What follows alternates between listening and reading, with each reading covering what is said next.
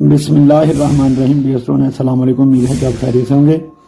आज हम एक मार्कर को कट लगाएंगे। इसको पहले भी कट लगाया था लेकिन वो ख़राब हो गया।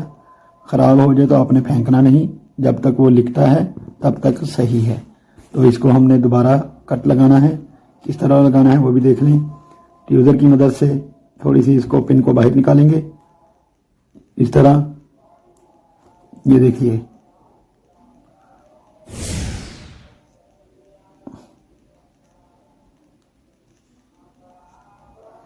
इस तरह थोड़ा सा बाहर निकाल के फिर ब्लेड लेंगे। और याद रखिए, छोटे बच्चे ब्लेड को हाथ ना लगाएं।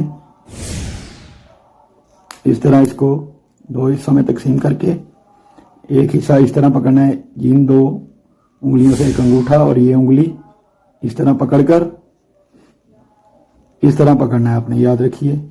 और मार्कर को इस तरह पकड़ना है, ये वाला अंगूठा ऊपर आए और ब्लेड को इस तरह पकड़ना है और यहां पे रखकर इस अंगूठे से आपने इसको पुश करना है।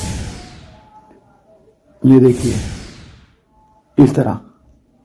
फिर दूसरी साइड घुमाकर यहां से भी इस तरह, दोनों साइड पे कटिंग हो गई। और यहां पर हमने कट लगाना है इस तरह।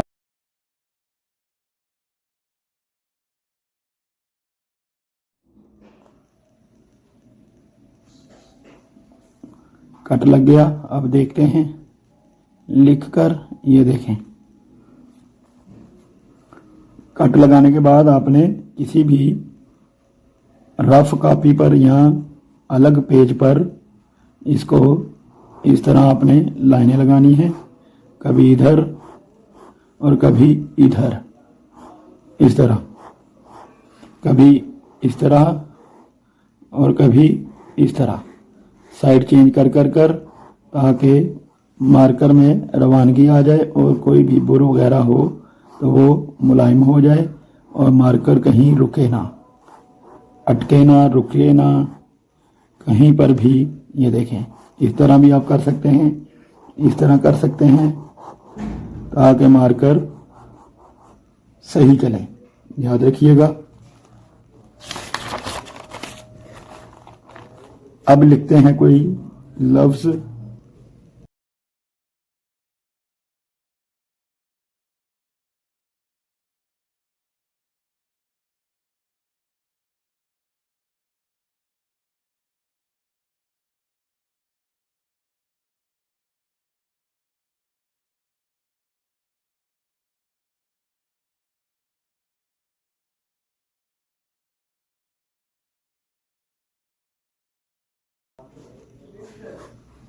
खुश खत,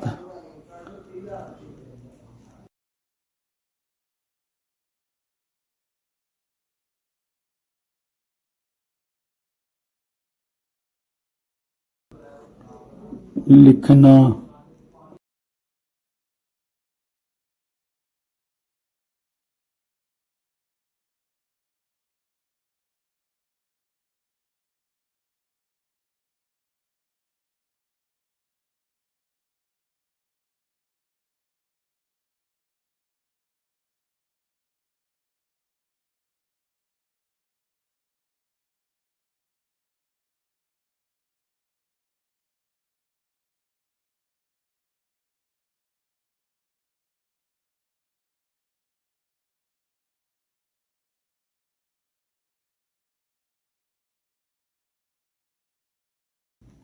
खुश खत लिखना सीखें।